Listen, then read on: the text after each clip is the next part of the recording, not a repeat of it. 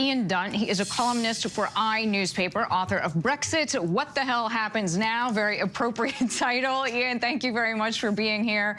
So Truss's resignation comes after the government introduced a mini budget that sent financial markets into crisis. It tanked the pound.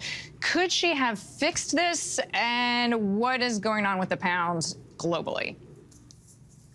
Well, she was halfway through fixing it, by which I mean she gave up on the entirety of her economic agenda. She got rid of her chancellor, Kwasi Kwarteng, who had sort of with her done this laboratory test of free market, laissez-faire, libertarian economics. And she'd reverted to Jeremy Hunt, a more sensible, more centrist figure. The markets broadly recovered. The bond market stopped acting like they're in a state of advanced hysteria. And she just about managed to level things. Leveling things, nevertheless, in the context of you are basically at this point have lost your status almost as an independent country, and you are held hostage by what the markets think of you. But nevertheless, she'd stabilized things. The point that she left was because her parliamentary discipline, her ability to control the Conservative Parliamentary Party, fell into a state of advanced chaos and decay. So on that basis, really, was the reason that she's now gone from damage through. So, Ian, Boris Johnson's name keeps coming back. Is this a possibility on a scale of 1 to 10 that he comes back and runs for PM? Oh, yeah, no, I mean, it's definitely a possibility. I mean, whether he'll get it or not is another matter. You need 100 Tory MPs to put you down on the list in order to just make it to the point where you go out to the members. Now, if he goes out to the members, he is going to win. They absolutely love him. The country does not love him. The country fell out of love with Boris Johnson a long time ago, primarily on the basis that he's an inveterate liar who's incapable of telling the truth, even if he tries to, and also a deeply corrupt prime minister. Nevertheless, the Conservative Party membership really, really likes him. So the question is only, can he find 100 Tory MPs to back him, 100 lawmakers from the governing party?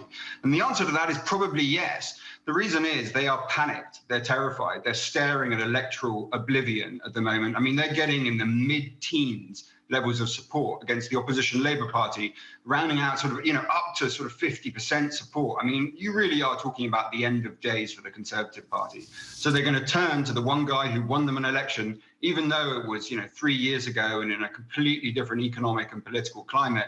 It looks like they're going to turn to him. So yeah, he can definitely do it. And chances are, just about, he probably might.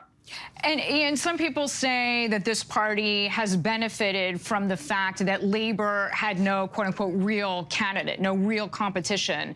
Is that still the case, or could somebody like Keir Starmer really change the formula? Well, no, I mean, and Labour's doing tremendously well at the moment.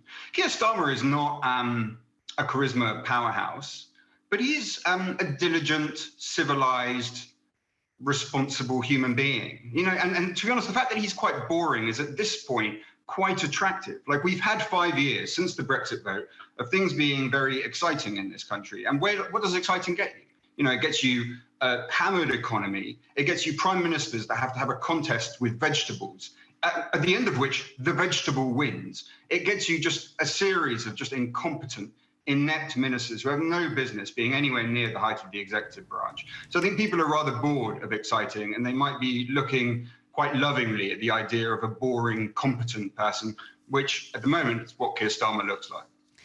Indeed, as you say, with that comparison to lettuce, not fabulous. Ian Dunt, thank you so much for your time and for your perspective. We appreciate both. Hi, everyone. George Stephanopoulos here. Thanks for checking out the ABC News YouTube channel. If you'd like to get more videos, show highlights, and watch live event coverage, click on the right over here to subscribe to our channel. And don't forget to download the ABC News app for breaking news alerts. Thanks for watching.